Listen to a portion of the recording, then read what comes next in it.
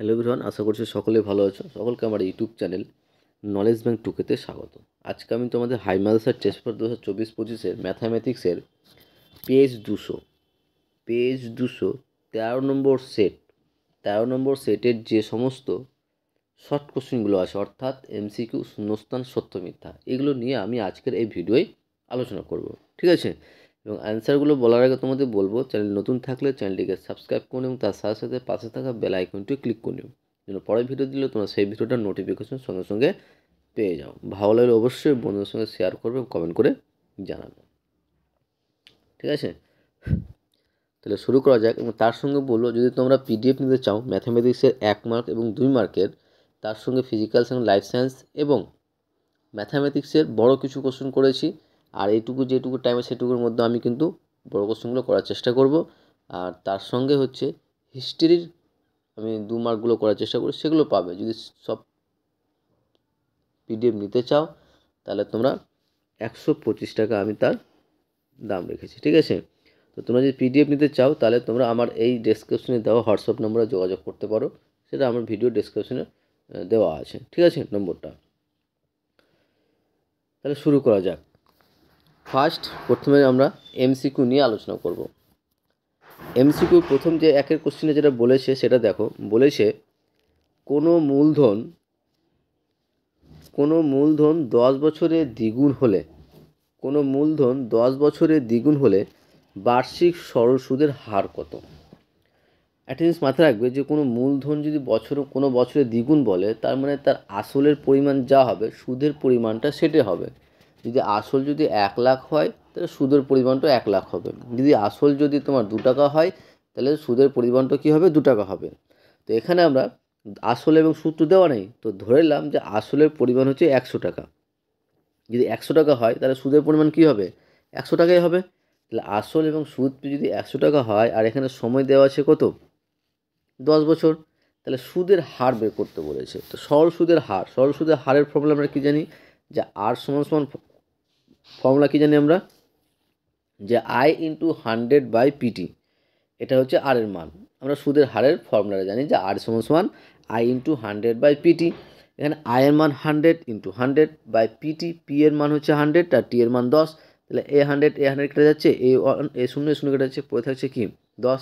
তাহলে আমার যে অ্যান্সার হবে সেটা হচ্ছে 10%। তাহলে অপশান হয়ে যাবে বি। ঠিক আছে? Option B 10%। তাহলে একের যে কোশ্চেনের অ্যান্সার হবে সেটা হচ্ছে 10%। নেক্সট কোশ্চিন দেখো, 2 নম্বর কোশ্চিনে কী বলেছে? 2 নম্বর কোশ্চিনে বলেছে যে k x square minus 5x plus k is equal to 0 দ্বিঘাত সমীকরণের বীজদ্বয় বাস্তব ও সমান হলে কে এর মান কত হবে? বলছে বাস্তব ও সমান হবে যদি কে এর মান এতটি হয়, ড্যাশ হয়। তার মানে কে এর মান বের করতে বলেছে। তো আমাদের একটা জিনিস মাথায় রাখতে হবে, যদি a x square plus b x plus c is equal to 0, এই সমীকরণটা বাস্তব এবং সমান তখনই হবে যদি b square minus 4ac is equal to কী হয়? 0 হয়। বলছে a x square plus b x plus c is equal to 0 তখনই বাস্তব সমান হবে যখন বি স্কোয়ার মাইনাস 4ac-র মানটা কী হবে? 0 হবে। তো এখানে এই সমীকরণের পরিপ্রেক্ষিতে কী দেওয়া আছে? K x square minus 5x plus k is equal to 0, মানে দ্বিঘাত সমীকরণে পড়ছে। তাহলে এই সমীকরণকে যদি আমরা এই a x square plus b x plus c এর সঙ্গে তুলনা করতে যাই, তাহলে আমরা এ এর মান কত পাবো? এ মানে পাবো এখানে কত? কে। বি মানে এখানে কত আছে? -5। আর সি মানে কত দেওয়া আছে? এখানে কে আছে। তার মানে a x square plus b x plus c এর সঙ্গে যদি আমরা তুলনা করি, তাহলে এখানে এ এর মান পাবো কে, বি পাচ্ছি -5, সি সমান কে। এবার যেটা আমাকে বলেছে যে বাস্তব ও সমান, যদি বাস্তব ও সমান হয় তাহলে আমরা কি জানি? যে B square minus 4ac is equal to 0। যেখানে বি এর মান কত পেয়েছি? -5 তার স্কোয়ার, -4 ইন্টু এ মানে কত? কে। সি মানে কত? কে ইজিক্যাল টু 0। তাহলে 5 এর স্কোয়ার করলে কত হয়? 25, -4k ইন্টু কে মানে কি? 4k square is equal to 0। তাহলে -4k স্কোয়ার থাকলো, আর এই প্লাস 25টাকে সমান ওপর নিয়ে গেলে কী হয়ে যাবে? -25 হয়ে যাবে। তাহলে মাইনাস মাইনাস কেটে যাচ্ছে, তাহলে কী পাচ্ছি? যে কে স্কোয়ার সমান 25/4। তাহলে কে সমান +-√25/4, আর 25-এর বর্গমূল করলে কত হয়? 5, আর 4-এর বর্গমূল করলে কত হয়? 2। তাহলে অ্যান্সার হচ্ছে আমার কত? +-5/2। তাহলে আমার অ্যান্সার হয়ে যাবে অপশান বি, +-5/2। আশা করছি বুঝতে পেরেছো। তারপরে আসি আমরা 3 নম্বর কোশ্চেনে। 3 নম্বর কোশ্চেন দেখো কি বলেছে। 3 নম্বর কোশ্চেন বলেছে যে cos theta minus 30 is equal to √3/2 হলে সাইন থিটার মান বের করতে বলেছে। তো cos theta minus 30 is equal to কী দেওয়া হচ্ছে √3/2। এবার দেখো যে আমরা √3 পরিবর্তে কী লিখতে পারবো, cos 30 লিখতে পারবো, কারণ cos 30 মান হচ্ছে √3/2। cos 30 মান কত, √3/2। তাহলে আমরা √3/2 এর পরিবর্তে কী লিখলাম, cos 30। তাহলে এই cos কেটে যাচ্ছে, তাহলে পড়ে থাকছে কি থিটা মাইনাস 30 ইজিক্যাল টু 30। তাহলে থিটা সমান কত, 30 + 30 মানে থিটা সমান 60। তাহলে এখানে কর মান পেলাম, থিটার মান পেলাম, থিটা সমান কত পেলাম, 60 পেলাম। তাহলে সাইন থিটা বের করতে বলেছে, তো সাইন 60, তাহলে সাইন 60 মান কত আবার √3/2। তাহলে আমার অ্যান্সার হয়ে যাবে অপশন সি, √3/2। আশা করছি বুঝতে পেরেছো।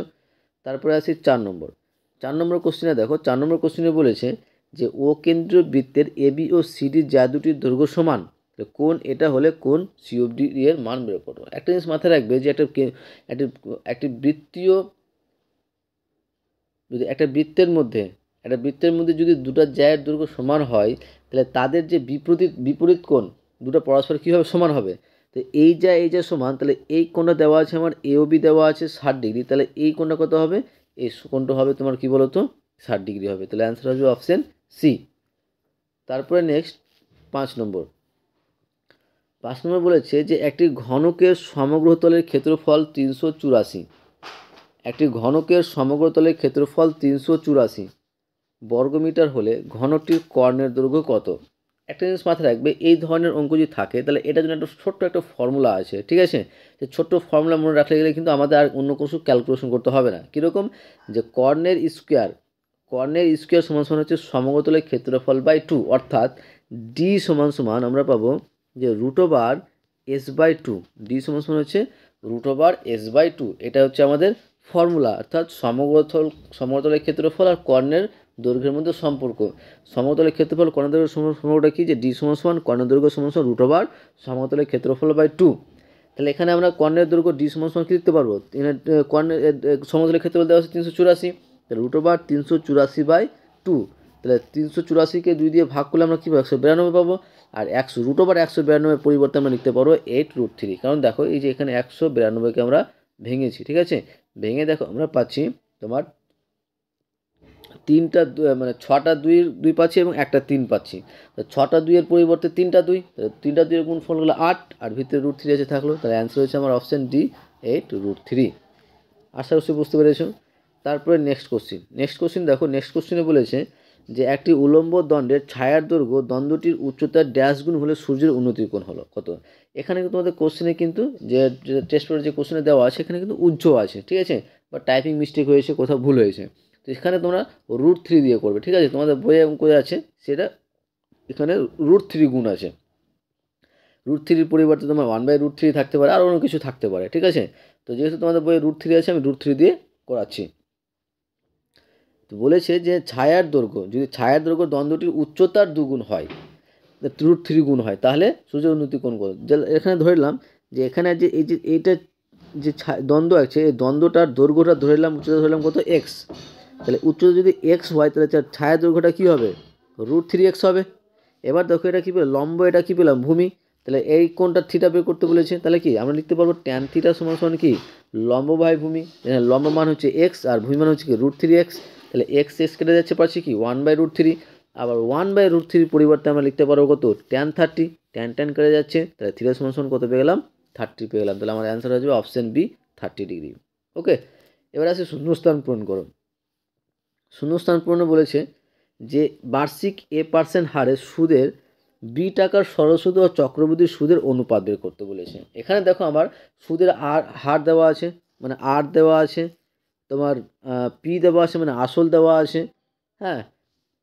তাহলে সরল সুদ মানে আয় বের করতে বলেছে আমাদের, আর সময়টা দেওয়া আছে 1 বছর। তাহলে যদি সরল সুদের ক্ষেত্রে আমরা আয় সমান কি জানি, PTR/100। তাহলে এখানে পি এর মান কত, পি এর মান হচ্ছে বি। এখানে ফর্মুলা পড়েছি যে আয় সমান এই মানটা বসেছি যে পি এর মান হচ্ছে বি, টি মানে হচ্ছে 1, আর আর মানে হচ্ছে এ। তাহলে PTR মানে বি × 1 × এ, আর ফর্মুলার 100। তাহলে কী পাচ্ছি, AB/100 গুণ করে। একই রকমভাবে চক্রবৃদ্ধির সুদের ফর্মুলা কি, যে পি ইন্টু 1+r/100 - p, এটা হচ্ছে চক্রবৃদ্ধি সুদের ফর্মুলা। ওটাই করছি, যে মানটা বসিয়ে দিচ্ছি একবারে। পি মানে বি ইন্টু 1+r/100 মানে কি a/100 মানে 1, আর মাইনাস পি মানে বি। ঠিক আছে, তো এখান থেকে পুরোটা থেকে যদি আমরা বি কমন নিয়ে নিই, তো বি কমন কী পড়ে থাকছে 1+a/100 - 1, +1 - 1 কেটে যাচ্ছে, তাহলে এটার সঙ্গে গুণ করলে কী পাবো ab/100। তাহলে আমার কি বলেছে, যে সরল সুদ ও চক্রবৃদ্ধি সুদের মধ্যে অনুপাত বের করতে বলেছে। তাহলে অনুপাতটা কী হবে, তাহলে 1:1 হবে, কারণ দুটোই সেম। তাহলে এর অনুপাতটা হয়ে গেল 1:1। তাহলে শূন্যস্থানে কত হবে 1:1। আশা করছি বুঝতে পেরেছ। এবার আসছি আমরা 2 নম্বর কোশ্চিনে। 2 নম্বর কোশ্চিনে বলেছে যে ax² + bx + c = 0 সমীকরণের বীজদ্বয় পরস্পর অনন্যক হলে সি সমান কত হবে। সি সমান হবে তোমার এ। ঠিক আছে, এটা তোমরা অ্যান্সারটা মুখস্থ রেখে দেবে, যে ax² + bx + c = 0 হলে 0 সমীকরণের বীজদ্বয় পরস্পর অনন্যক হলে সি সমান কত হবে। যদি আমরা এরকম করে ক্যালকুলেশন করতে যাই, যদি একটা বীজ যদি আলফা হয়, বা একটা বীজ যদি এক্স হয়, যেই ধরতে পারো তুমি, তো একটা বীজ যদি আলফা হয় তাহলে অপরটা কী হবে 1/α হবে, কারণ বলে দিয়েছে যে বীজ দুটি পরস্পর কি অনন্যক, মানে অনন্যক মানে কি তার উল্টোটা। যদি একটা বীজ যদি আলফা হয় তাহলে অন্যটা কী হবে 1/α হবে। আর দুটা আলফা অর্থাৎ দুটা বীজের গুণফল সমান কী জানি আমরা c/a। যদি এই সমীকরণের ক্ষেত্রে আমরা গুণফল কী জানি বীজের ক্ষেত্রে c/a, তাহলে এখানে আলফা ইন্টু 1/α সমান c/a, তাহলে আলফা কেটে যাচ্ছে, তাহলে সমান কী হচ্ছে 1:c/, মানে 1:c/a। তাহলে এখান থেকে কোনাগুনি গুণ করলে কী পাচ্ছি সি সমান এ। তাহলে আমাদের এখানে অ্যান্সার হয়ে যাবে সি সমান এ। তারপরে 3 নম্বর কোশ্চিন দেখো। 3 নম্বর কোশ্চিনে বলেছে যে √5 + 2 করণের অনুবন্ধী করণী হলো। অনুবন্ধী করণী বলতে যে টার্মে রুট থাকবে তার সাইনটা শুধু চেঞ্জ করে দেবে। ঠিক আছে, এখানে কী আছে √5 + 2, তাহলে √5-এর আগের চিহ্ন কী আছে প্লাস আছে, তাহলে জাস্ট ওখানে কী করে দেবো মাইনাস করে দেবো। তাহলে কী হয়ে যাবে -√5 + 2। 4 নম্বর দেখো। 4 নম্বরে বলেছে যে একটি বৃত্তস্থ সামুদ্রিক একটি ড্যাশ চিত্র তবে আয়তকার চিত্র। একটি বৃত্তস্থ সামুদ্রিক সবসময় কী হয় একটা আয়তকার চিত্র হয়। নেক্সট 5 নম্বর দেখো। 5 নম্বর বলেছে যে দুটি পরস্পর ছেদি বৃত্তের সর্বাধিক সাধারণ স্পর্শকের সংখ্যা কয়টি। এটা হচ্ছে 2টি হবে। হ্যাঁ, তারপরে বলছে ক্রমযৌগিক অখণ্ড সংখ্যার লেখচিত্রের বক্ররেখাকে ড্যাশ বলে। অ্যান্সার হবে অজাইব বলে। ঠিক আছে, অজাইব বলে। এবার আসি আমরা সত্য মিথ্যা। এবং সত্য মিথ্যা কোশ্চেনটি বলার আগে তোমাদের বলবো, চ্যানেল নতুন থাকলে চ্যানেলটিকে সাবস্ক্রাইব করুন এবং তার সাথে সাথে পাশে থাকা বেল আইকনটি ক্লিক করে নিও, যেন পরের ভিডিও দিলেও তোমরা সেই ভিডিওটার নোটিফিকেশন সঙ্গে সঙ্গে পেয়ে যাও। ঠিক আছে, এবং ভালো লাগলে অবশ্যই বন্ধুদের সঙ্গে শেয়ার করবে এবং কমেন্ট করে জানাবে। বলেছে যদি ADC সমানুপাতিক BDC হয় তবে √AB সমানুপাতিক CQ হবে। ঠিক আছে, দেখো এখানে দেখো যদি আমরা এই টার্মটা করতে যাই, যে সমানুপাতিক দেওয়া আছে, তাহলে সমানুপাতিক উঠালে কী নিতে হয় একটা সমান নিয়ে কে নিতে হয় ধ্রুবক নিতে হয়। তাহলে এখানে দেখো DC কেটে যাচ্ছে, DC কেটে যাচ্ছে, পড়ে যাচ্ছি A সমান B কে। তাহলে এখানে যদি আমরা কনস্ট্যান্টটা উঠে দিলে কি A সমান কি A সমানুপাতিক কী পাবো B পাবো, কিন্তু আমার এই টার্মটা হচ্ছে কি হচ্ছে না। ঠিক আছে, তাহলে আমার এটা কী হয়ে যাবে, এটা অ্যান্সারটা হয়ে যাবে আমার মিথ্যা হয়ে যাবে। ঠিক আছে, এটা অ্যান্সারটা হবে মিথ্যা। তারপরে এই কোশ্চেনে কিন্তু অলরেডি আগে করানো হয়ে গেছে, আগের সেটা তোমরা পাবে যে x সমান যে এটা হয় এবং y সমান এটা হলে তাহলে x² + y² সমান a² + b² হবে। তাহলে বলেছে যে x² + y² সমান a² + b² হবে। তো দেখো যে তোমার কী কী দেওয়া আছে, x সমান দেওয়া আছে, y সমান দেওয়া আছে, 1 নম্বর দিয়ে দিলাম, 2 নম্বর দিয়ে দিলাম। আমাদের প্রমাণ দেখতে বলে কী বলছে x² + y²। তাহলে এই দুটো টার্মটার বর্গের যদি যোগফল করি তাহলে দেখে কী পাচ্ছি, তাহলে x² + y² মানে যে এই টার্মটা স্কোয়ার প্লাস এই টার্মটা স্কোয়ার করলাম। গিয়ে আমরা যদি বর্গের ফর্মুলা বসাতে যাই তাহলে ফর্মুলা বসে দেখবে যে আমরা a² + b² পেয়ে যাচ্ছি। ঠিক আছে, তাহলে এটা অ্যান্সারটা কী হয়ে যাবে আমাদের বলো তো, অ্যান্সারটা হয়ে যাবে তোমার সত্য হবে। নেক্সট কোশ্চিন দেখো, বলেছে একটি ঘনকের কর্ণের সংখ্যা হলো 1টি, এটা মিথ্যা হবে। তারপরে 4 নম্বর, আগে 3 নম্বরটা দেখে নাও। ঠিক আছে, এটা 3 নম্বরই হবে। হ্যাঁ, 3 নম্বর এটা। 4 নম্বর দেখো। 4 নম্বর বলেছে যে এই সংখ্যাগুলোর সংখ্যাগুরু মান নয়। সংখ্যাগুরু মান হচ্ছে যে তথ্যটা দেওয়া থাকবে সেই তথ্যর মধ্যে সর্বাধিক যে মানটা শেষ হচ্ছে তার সংখ্যাগুরু মান। কিন্তু দেখো এখানে যে 9 যেটা দেওয়া আছে 9টা কিন্তু একটে আছে, ঠিক আছে, তাহলে এটা সংখ্যাগুরু মান হবে না, তাহলে এটা অ্যান্সার হয়ে যাবে কি বলতো, মিথ্যা হবে। তারপরে 5 নম্বর কোশ্চেনটা আগে অলরেডি করে দেওয়া আছে, তবে একবার বলে দিচ্ছি, যে বলেছি যে তথ্যগুলো দেওয়া আছে, তথ্যের মধ্যে সংখ্যাগুলোর মান 42 হলে x+2 এর মান কত, অর্থাৎ এই যে এখানে এক্স টার্মটা দেওয়া আছে, তাহলে এক্সের জায়গায় কত কত হবে, কারণ এক্সের জায়গায় আমরা কত নেব, 42 নেব, কারণ বলেই দিয়েছে যে সংখ্যাগুরু মান 42, তার মানে কি সংখ্যাগুরু মান কি সব তথ্যের মধ্যে সর্বাধিক যে মানটা থাকবে, তো এখানে 42 যদি আমরা এক্সের জায়গায় নিই তাহলে কি 42টা বেশি হয়ে যাবে, তাহলে এখানে এক্সের মানটা কী হয়ে যাবে 42, তো 42+2 মানে কী হবে 44, তাহলে এটা অ্যান্সার কী হয়ে যাবে, সত্য হয়ে যাবে, এ অ্যান্সার হবে সত্য। নেক্সট 6 নম্বর, এবং 6 নম্বর কোশ্চেনটা লাস্ট বলে দিই, এবং চ্যানেল নতুন তোমাদের বলবো, চ্যানেল নতুন থাকলে চ্যানেলটিকে সাবস্ক্রাইব করে নিও, তার সাথে সাথে পাশে থাকা বেল আইকনটিও ক্লিক করে নিও, যেন পরের ভিডিও দিলে তোমরা সেই ভিডিওটা নোটিফিকেশন সঙ্গে সঙ্গে পেয়ে যাও। ভালো লাগলে অবশ্যই বন্ধুর সঙ্গে শেয়ার করবেন, কমেন্ট করে জানাবেন।